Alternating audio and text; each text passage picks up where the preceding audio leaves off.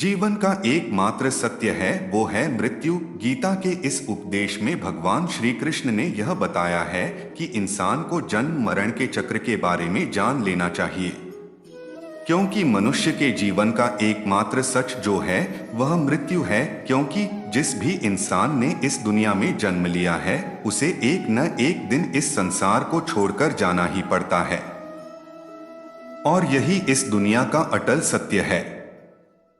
लेकिन इस बात से भी नकारा नहीं जा सकता कि हर इंसान अपनी मौत से भयभीत रहता है।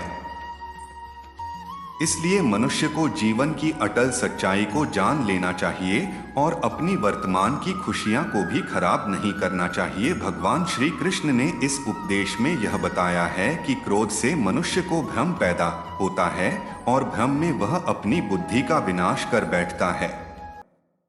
क्रोध में जब मनुष्य की बुद्धि काम नहीं करती है तब मनुष्य का तर्क वितर्क करने की क्षमता नष्ट हो जाती है और व्यक्ति का वही नाश हो जाता है।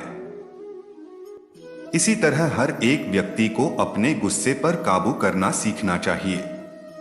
मनुष्य गुस्से में कई बार ऐसा काम कर देता है जिससे उसको बाद में जाकर हानि का सामना करना पड़ता है। वही अगर मनुष्य अपने क्रोध पर काबू नहीं कर पाए तब वह कोई गलत कदम उठा बैठता है।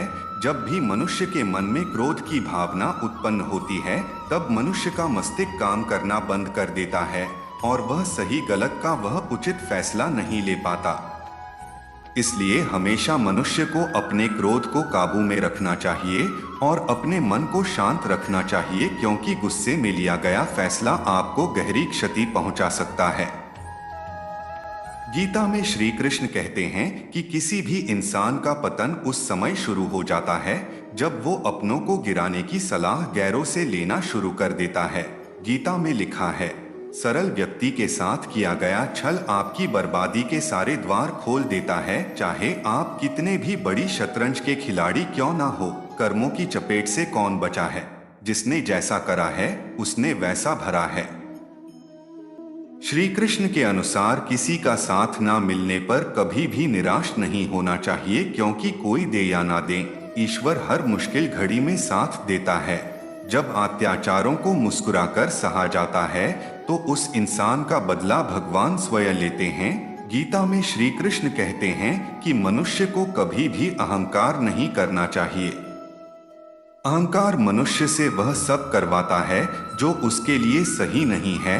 अंत में यह अहंकार ही उसके विनाश का कारण बनता है। इसलिए जीवन में जितना जल्दी हो सके अपना अहंकार त्याग दें।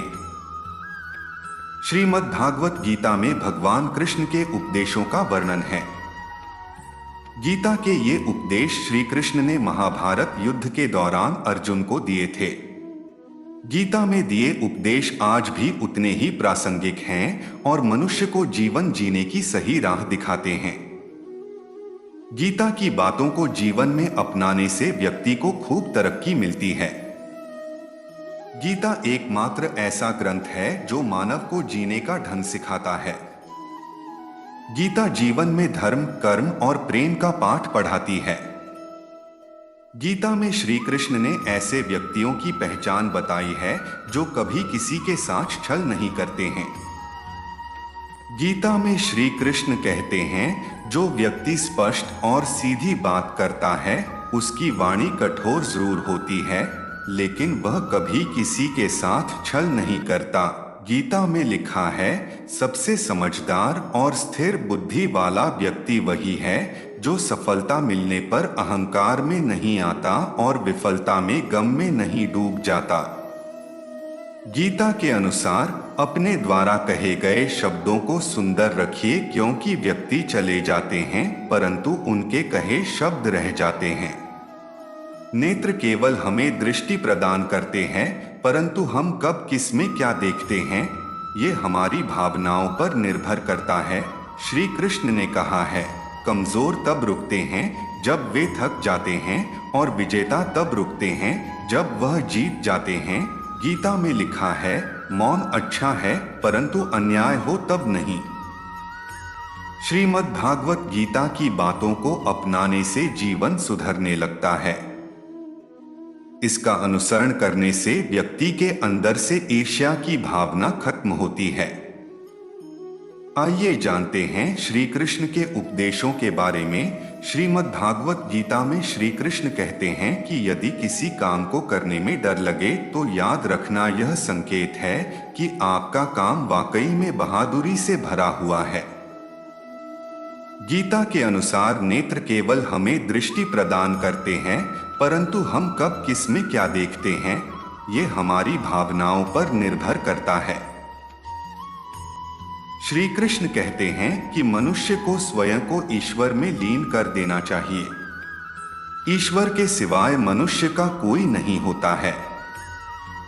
इसके साथ ही यह मानकर कर्म करना चाहिए कि वह भी किसी का नहीं है।